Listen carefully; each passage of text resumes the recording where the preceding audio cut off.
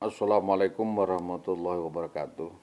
Kita lanjutkan kaji kita majelis ke-13, masih Nasoihul Ibad, ya, masih bersama dengan nasihat-nasihat Wali Allah Syekh Abdul Qadir Jailani dalam kitab Fathur Rabbani.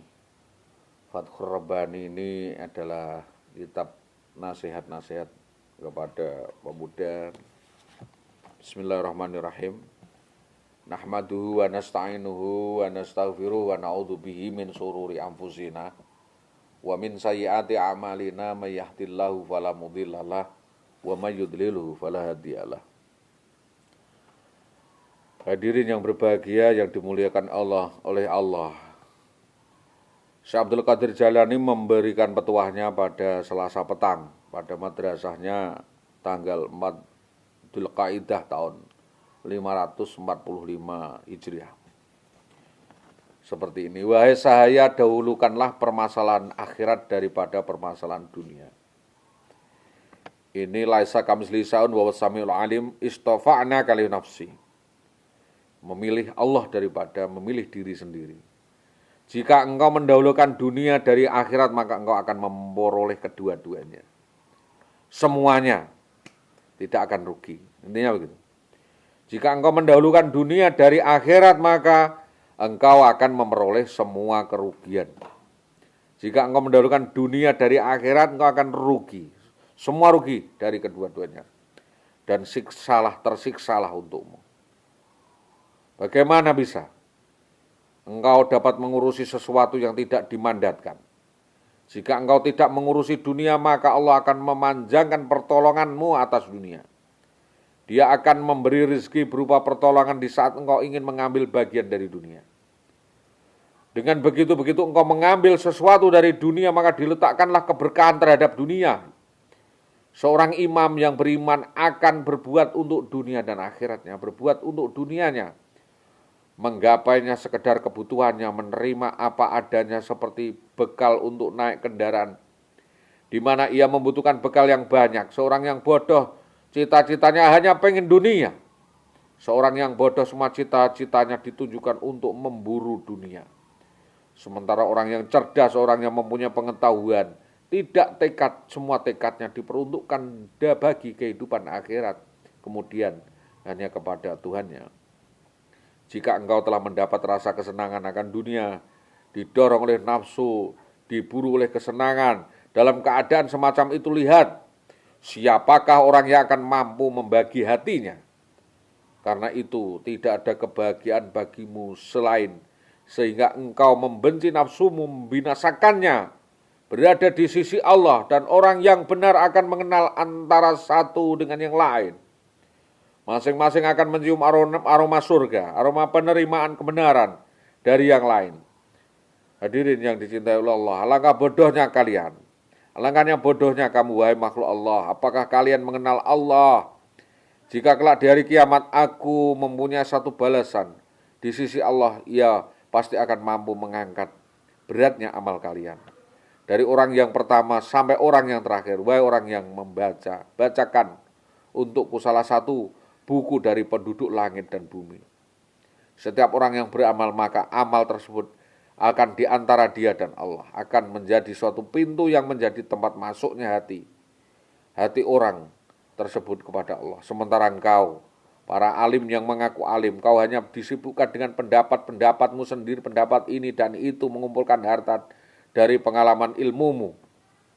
Sedang sudah tentu tanganmu hanya memegang suatu gambaran tanpa arti. Jika engkau menghendaki suatu kebaikan bagi seorang hamba, ia akan mengajarkan suatu ilmu, kemudian memberi inspirasi untuk mengamalkan secara ikhlas. Ia memerdekakan, mendekatkan kepadanya, mengenalkan, mengajarkan ilmu dengan hati, mengajarkan ilmu tentang hati. Semua rahasia dipilih untuk Allah, bukan untuk yang lain. Dia melekatkan kepadanya sebagaimana dilekatkan Nabi Musa. Inastofa'naka istona'tuka li nafsi. Aku telah memilihmu untuk diriku. Jadi Pertanyaan besar menghadap kepada manusia, bersekutu dengan manusia. Sampai kapan penghadapanmu kepada mereka? Apakah ini akan berarti bagimu? Apakah mereka akan membela dan membela kebenaran yang kau perjuangkan? Wahai orang yang berpaling dari kebenaran, hamba-hamba yang benar, apakah mereka akan membantu kesulitanmu? Tidak mungkin. Kekuatan mereka tidak akan berbahaya, tidak akan madarat, tidak akan membahayakan, tidak akan bermanfaat dan tidak memberi pengaruh apapun, tidak mampu mencegah bencana apapun. Mereka tidak berdaya apa-apa seperti benda padat yang selalu terpengaruh bahaya dan manfaat. Raja itu hanya satu, yang memberikan bahayanya satu, yang memberi manfaatnya satu, yang menggerakkan menenangkan juga satu, yang menguasai satu, yang menundukkan juga satu, yang memberi mencegah juga satu, yang menciptakan memberi rezeki juga satu. Dialah Allah. Dialah yang qadim, dialah yang abadi, dialah yang azali, dialah yang berwujud, yang terwujud termasuk makhluk semua, bapak ibu kalian, semua orang yang kaya dan miskin. Dialah yang menciptakan langit dan bumi dan semua isi yang apa di antara keduanya. Laisa kamitslihi syai'un. Semua cita-citamu. Kita lihat saja. Wahai sahayaku, kesehatan ini terletak pada dalam hati kita, dalam diri kita, dalam mencari kesehatan. Kekayaan akan terdapat ketika kita justru tidak memburu kekayaan. Obat hanya ada ketika kita tidak mencari obat. Setiap obat terdapat di dalam penyerahan, dalam kebenaran memutuskan kausaliti, mencabut keraguan di dalam hati, itulah obat. Suatu obat terdapat dalam zuhud, tidak berada di dalam tubuh yang sakit atau tubuh dan mulut. Tauhid adalah obat. Tauhid berada di dalam hati, zuhud berada dalam hati, takwa berada dalam hati, ma'rifat berada dalam hati. Pengetahuan tentang kebenaran berada di dalam hati, kecintaan kepada Allah berada dalam hati, kedekatan kepadanya berada di dalam hati. Berpikirlah, jangan dungu, jangan provokatif, jangan berpura-pura. Engkau berada di dalam ketololan.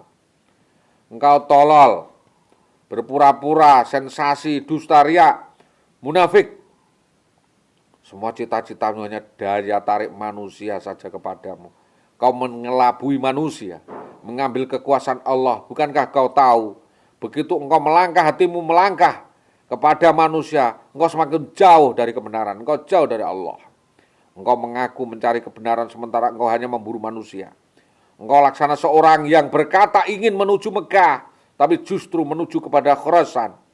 Engkau menuju Allah tetapi menuju kepada Mammon, maka ia pun akan semakin jauh dari Mekah.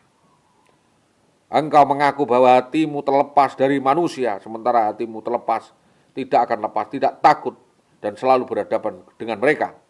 Lahirmu seorang zuhud, sementara batinmu seorang yang tamak, senang dunia. Lahirmu benar, sementara batinmu salah, seorang yang penuh dengan permasalahan. Dan ini tidak akan datang hanya dengan serangan mulut saja. Keadaan ini tidak memandang siapa, apa, dan makhluknya, dunia, akhirat, dan apa selain Allah. Dia hanya satu dan tidak menerima kecuali hanya satu. Kecuali hanya satu, sesuatu yang tunggal, tidak menerima persekutuan. Karena dia selalu menjaga semua permasalahanmu. Terimalah apa yang disabdakan kepadamu, yang difirmankan kepadamu. Manusia itu lemah, tidak merugikan, tidak bermanfaat sama sekali kepadamu. Semestinya hanya Allah sang kebenaran. Sang kebenaran yang mengalirkan semua itu kepada mereka. Perbuatannya berperan dalam dirimu dan mereka.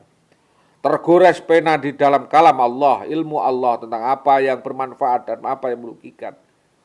Orang yang bertauhid dan soleh merupakan anugerah dari keluarga. Orang yang bertauhid dan yang soleh selalu menyerahkan argumennya hanya kepada Allah dan kepada semua manusia, hanya merupakan argumen belaka. Sebagian dari mereka bertelanjang dari lahir dan batin. Sebagian bertelanjang darinya dari segi batinnya.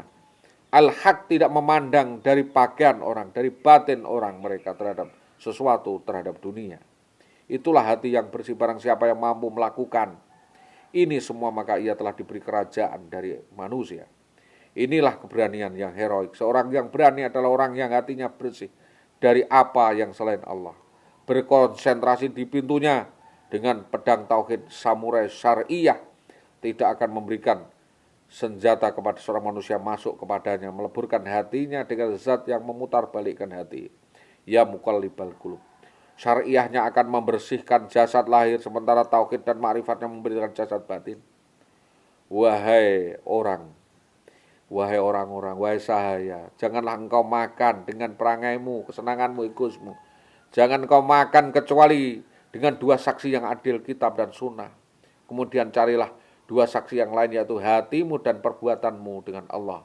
Jika kitab dan sunnah telah memberi izin sementara hatimu memandang kepada saksi keempat, yaitu perbuatan Allah, maka engkau tidak akan seperti pencari kayu bakar di malam hari, yang mencuri kayu di tengah hutan, yang mencari kayu namun tidak mengerti apa yang terpanggang oleh tangannya, apa yang terjadi, dan engkau ada bersama Sang Pencipta dan manusia. Semua ini tidak akan datang dengan hayalan, belaka, dan angan-angan, kepura-puraan dan provokasi.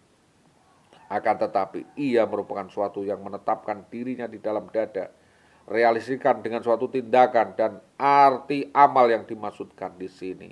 Justru hendaknya kita harus mencuci najis dari agama, mencuci najisnya baju agama. Air taubat, memegang teguh ikhlas melakukannya